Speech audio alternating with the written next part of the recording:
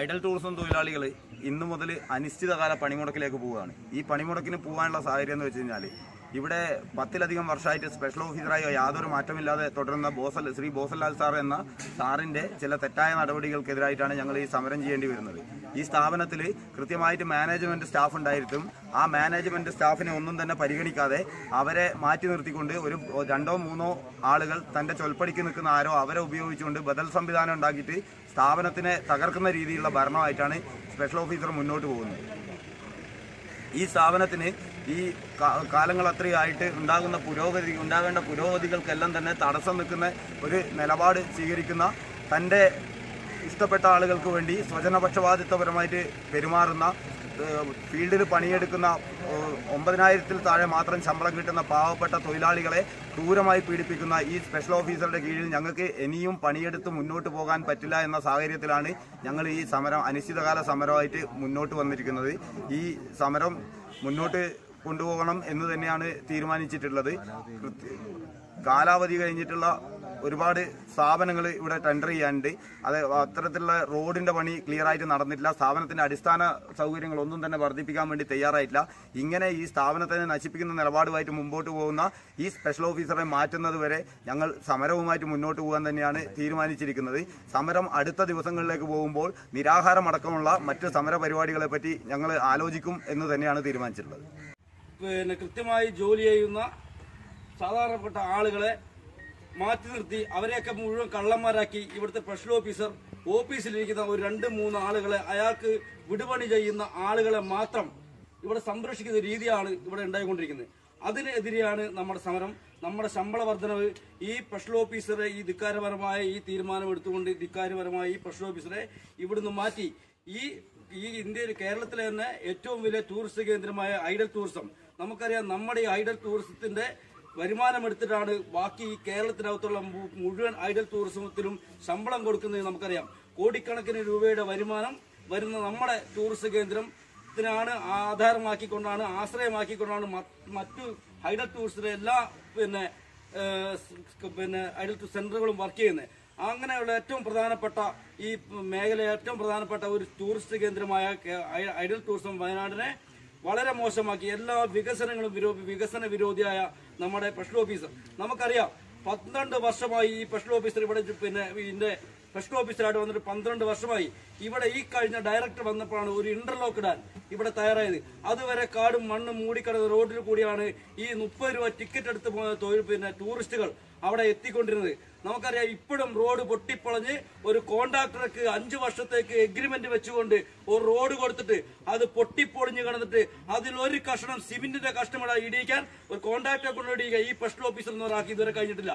ഇവിടെ എല്ലാ പൈസയും വരുമാനങ്ങൾ എങ്ങോട്ട് പോകുന്നു എന്നറിയാതെ ഇവിടെ 1, 2, 3 ആളുകളെ പിടിച്ചുകൊണ്ട് അയാൾക്ക് പാദസേവ ചെയ്യുന്ന ആളുകളെ പിടിച്ചുകൊണ്ട് അയാൾക്ക് വേണ്ട കാര്യങ്ങൾ സൗകര്യം ചെയ്തുകൊണ്ട് ബാക്കി മുഴുവൻ തൊഴിലാളികളെയും കള്ളന്മാരാക്കിക്കൊണ്ട് നിൽക്കുന്ന ഈ രീതിക്കെതിരെയും ഇവിടുന്ന് മുഴുവൻ തൊഴിലാളികൾക്കും അടിസ്ഥാന വേതനം നൽകിക്കൊണ്ട് അടിസ്ഥാന വേതനവും തൊഴിലെടുക്കുന്നതിന് അധിക ടൈം തൊഴിലെടുക്കുന്നതിന് കൃത്യമായ ആനുകൂല്യ വേതനം എന്നും കൂടി നമ്മൾ സമരത്തിന് മുകളിൽ ഉന്നയിക്കേണ്ടതുണ്ട്. അത് മാത്രമല്ല അതേപോലെ നമ്മുടെ ഈ തൊഴിൽ 8 മണിക്കൂർ തൊഴിലും 8 മണിക്കൂർ വിനോദവും 8 മണിക്കൂർ വിശ്രമമാണ് നമ്മുടെ തൊഴിലാളികളുടെ ജീവിത രീതി. അങ്ങനെയാണ് എല്ലാ ഭരണഘടനയിലും പറയുന്നത് അങ്ങനെയാണ്. അതേപോലെ നമുക്ക് കൃത്യമായി തൊഴിലെടുക്കുകയും ഈ തൊഴിലെടുക്കുന്നതിനെതിരെ മനസ്സമാധാനത്തോടും സംതൃപ്തിയോടും അഭിമാനത്തോടെയും തൊഴിലെടുക്കാനുള്ള അവസരം ഉണ്ടാക്കി തരണം എന്ന് മാത്രം പറഞ്ഞുകൊണ്ട് ഈ വന്നിരിക്കുന്ന മുഴുവൻ തൊഴിലാളി സുഹൃത്തുക്കളെയും ഈ സമരത്തിലേക്ക് സമരത്തിലേക്ക് ഈ സമരം വിജയിക്കുന്നവരെ നമ്മൾ ഒറ്റക്കെട്ടായി നിൽക്കണമെന്ന് പ്രഖ്യാപിച്ചുകൊണ്ട് ഞാൻ എന്റെ വാക്കുകൾ തൊഴിലാളികളോട് വിവേചനം കാണിച്ചു എന്ന് പറയുന്നത് തീർത്തും ശരിയല്ല. കാരണം ഇതിനു മുമ്പ് 12ഓളം പേർക്ക് ഇവിടുന്ന് അലവൻസുകൾ കിട്ടിക്കൊണ്ടിരിക്കുന്നുണ്ട്. ഈ 12ഓളം പേർക്കും അലവൻസ് 41 ജീവനക്കാർ ഇപ്പോൾ വർക്ക് ചെയ്യുന്നതിൽ 12ഓളം പേര് ഓൾറെഡി അലവൻസ് മേടിക്കുന്നവരാണ്. കൂടാതെ ഇപ്പോൾ അലവൻസ് കിട്ടിയ 2 പേര് ടെക്നിക്കൽ ജോലി അടക്കം ഉള്ള ജോലി പെർഫോം ചെയ്തിട്ടാണ് ഡയറക്ടറുടെ ഓഫീസിൽ നിന്നാണ് സാങ്ഷൻ അയക്കുന്നത്. ഈ സെൻറ്ററിൽ മാത്രമല്ല 3 സെൻറ്ററിലുണ്ട്. മലബാർ സർക്യൂട്ടിൻ്റെ ഇവിടെ നമ്മുടെ കക്കയം സെൻറ്ററിലും ഇതേ അലവൻസ് കൊടുത്തിട്ടുണ്ട്. അവിടെ ഒന്നും സമരമോ വേറെ ഒരു പരിപാടികളോ ഇല്ല.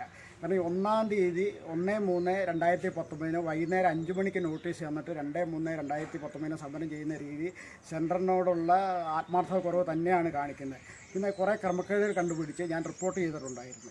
അതിനുള്ള ഒരു പ്രതിഷേധ പ്രകടനമാണ് ഈ സമരം എന്നാണ് ഞാൻ പറയുന്നത്.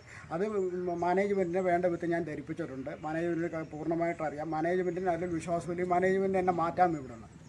ഇത്രേ എനിക്ക് ഈ കാര്യത്തിൽ പറയാനുള്ളത്. എല്ലാവർക്കും നടപ്പിലാക്കാൻ തയ്യാറാവുക അധികാരികളെ. ഇൻക്ലാബ് സിന്ദാബാദ്, സംയുക്ത യൂണിയൻ സിന്ദാബാദ്. മഴയത്തും അധ്വാനിക്കാൻ ഒരു വർഗവും ധർണാ സമരം സിന്ദാബാദ്. അവകാശങ്ങൾ നേടിയെടുക്കാൻ മരണം വരെയും സമരം ചെയ്യൂ.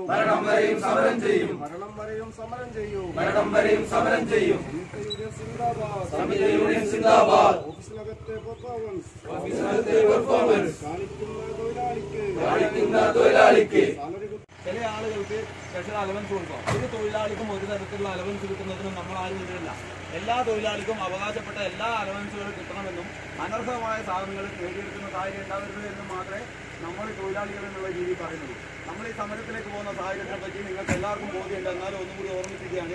ഇവിടുത്തെ സ്പെഷ്യൽ ഓഫീസർ, അതായത് ബോധൻലാൽ സാറ്, അയാളെ ഇഷ്ടത്തിന് അയാൾക്ക് തോന്നുന്ന ആളുകൾക്ക് മാത്രം എല്ലാ സപ്പോർട്ടും ചെയ്തു കൊടുക്കുന്ന രീതിയിലും മറ്റുള്ളവരെ ഉപദ്രവിക്കുന്ന രീതിയിലാണ് കാര്യങ്ങൾ പോകുന്നത്. നമുക്കറിയാം, ഇവിടുത്തെ ക്ലീനിങ് തൊഴിലാളികളായിക്കോട്ടെ, ടൂറിസ്റ്റ് അസിസ്റ്റന്റ് പോസ്റ്റിൽ നിൽക്കുന്ന ആളുകളായിക്കോട്ടെ, 10,000-11,000 രൂപയ്ക്ക് താഴെ കേരളത്തിൽ ആകമാനം തന്നെ മുഖ്യമന്ത്രി അടക്കമുള്ള ആളുകൾ 12 മണി മുതൽ 3 മണി വരെ തൊഴിൽ ചെയ്യാൻ പാടില്ല, സൂര്യാഘാതം ഏൽക്കുന്ന വലിയ പ്രശ്നമുണ്ട് എന്ന് പറയുന്ന സാഹചര്യത്തിൽ പോലും അതൊന്നുമില്ലാതെ ദിവസം മുഴുവൻ ജോലി ചെയ്യേണ്ടി വരുന്ന ആളുകളാണ്. അതേസമയത്ത് ഓഫീസിലിരുന്ന് ജോലി ചെയ്യുന്നവർക്ക് ഇത്തരത്തിലുള്ള പ്രയാസങ്ങൾ വരുന്നില്ല. അത്തരത്തിലുള്ള ചില ആളുകൾക്ക് വേണ്ടി മാത്രം ചില ആനുകൂല്യങ്ങൾ ചെയ്തു കൊടുക്കുകയും അദ്ദേഹത്തിന്റെ ഇഷ്ടത്തിനല്ലാതെ, അദ്ദേഹത്തിന്റെ താല്പര്യത്തിനല്ലാതെ നിൽക്കുന്ന, സത്യസന്ധമായി നിൽക്കുന്ന ആരെങ്കിലും ഉണ്ടെങ്കിൽ അവരെ കുറ്റവാളികളാക്കി ചിത്രീകരിക്കുന്ന രീതിയാണ് കാലങ്ങളായിട്ട് സ്പെഷ്യൽ ഓഫീസർ മുന്നോട്ട് വെക്കുന്നത്. ഇത്തരം ഒരാളുടെ കീഴിൽ ജോലി ചെയ്തു പോകുന്നത് നമുക്ക് അഭിമാനക്കുറവുണ്ടാക്കുന്നുണ്ട് എന്ന് മാത്രമല്ല, നമ്മുടെ സ്ഥാപനത്തിന്റെ എല്ലാ തരത്തിലുള്ള വളർച്ചകളും തടയാൻ വേണ്ടിയിട്ടുള്ള 1-ാം കൈയെടുക്കുന്ന ആള് സ്പെഷ്യൽ ഓഫീസറാണ് എന്ന് നമ്മൾ കൃത്യമായിട്ട് തിരിച്ചറിഞ്ഞു പോയേ പറ്റൂ. ഈ സ്ഥാപനം കമ്പനിവൽക്കരണത്തിലേക്ക് പോകേണ്ട ഘട്ടം വരുമ്പോഴല്ലോ അതിനൊക്കെ വലിയ പ്രയാസം നേരിടുന്ന, നമ്മളെയൊക്കെ കീഴാളന്മാരാക്കി നിർത്താനുള്ള മനോഭാവത്തോട് കൂടി നിൽക്കുന്ന ഈ സ്പെഷ്യൽ ഓഫീസറുടെ തെറ്റായ നടപടികൾ തിരുത്തിയേ പറ്റൂ, നമുക്ക് മുന്നോട്ട് പോകാൻ പറ്റൂ എന്ന് തന്നെയാണ് നമ്മൾ പറയുന്നത്. അതേപോലെ തന്നെ ഇദ്ദേഹത്തിന്റെ കീഴിൽ നമുക്ക് തൊഴിൽ ചെയ്യാൻ പറ്റില്ല. ഇദ്ദേഹത്തിന്റെ കീഴിൽ അടിമകളെ പോലെ പണിയെടുക്കുന്നതിന് പകരം അന്തസ്സോടുകൂടി തൊഴിലാളികളോട് പെരുമാറുന്ന, സാഹോദര്യത്തോടു കൂടി തൊഴിലാളികളോട് പെരുമാറുന്ന ഒരു ഉദ്യോഗസ്ഥനെ പകരമായി നമുക്ക് നിയമിച്ചു കിട്ടണമെന്നാണ് നമ്മൾ ഒന്നാമത്തെ ആവശ്യം. രണ്ടാമത്തെ ആവശ്യം എന്ന് പറഞ്ഞാൽ ചില ആളുകൾക്ക് വേണ്ടി മാത്രം ചില ആനുകൂല്യങ്ങൾ അനുവദിച്ചു കൊടുക്കുന്നതിന് പകരം കളക്ഷൻ 10 അടക്കമുള്ള ആനുകൂല്യങ്ങൾ ഇവിടുത്തെ പണിയെടുക്കുന്ന ഓരോ തൊഴിലാളിക്കും ദിവസം 330 രൂപ പോലും കൂലി കിട്ടാത്ത അടിസ്ഥാന വർഗമായ ക്ലീനിംഗ് സ്റ്റാഫ് മുതൽ ഏറ്റവും മുകളിലുള്ള അസിസ്റ്റന്റ് മാനേജർ വരെയുള്ള പോസ്റ്റിലുള്ള എല്ലാവർക്കും തുല്യമായ പ്രാധാന്യത്തോടു കൂടിയിട്ട് അവരുടെ തൊഴിലിനെ തുല്യമായി കണ്ട് വൈറ്റ് കോളർ ഇട്ടിട്ട് ഓഫീസിലിരിക്കുന്നവ മാത്രമല്ല തൊഴിലാളി എന്ന് പറയുന്നത്, ഗ്രൗണ്ടിൽ ഇറങ്ങി പണിയെടുക്കുന്നവരുണ്ട്. ഓനാണ് ഏറ്റവും കൂടുതൽ കഷ്ടപ്പെടുന്നത്. അവനെ അടക്കം പരിഗണിക്കുന്ന തരത്തിലേക്കുള്ള നയം അത് നടപ്പിലാക്കുന്നത് വരെയാണ് നമ്മൾ സമരം ചെയ്യുന്നത്. ഈ സമരത്തിൽ വന്ന എല്ലാവരെയും സ്വാഗതം ചെയ്യുക എന്നുള്ളത് ആണ് എന്റെ കടമ. ഈ സമരത്തിന് എത്തിച്ചേർന്നിട്ടുള്ള എന്റെ പ്രിയപ്പെട്ട തൊഴിലാളി സുഹൃത്തുക്കളെ, ചാനൽ പ്രതിനിധികളെ, പോലീസ് അധികാരികളെ ഒക്കെ തന്നെ ഈ പരിപാടിയിലേക്ക് സ്വാഗതം ചെയ്യുക.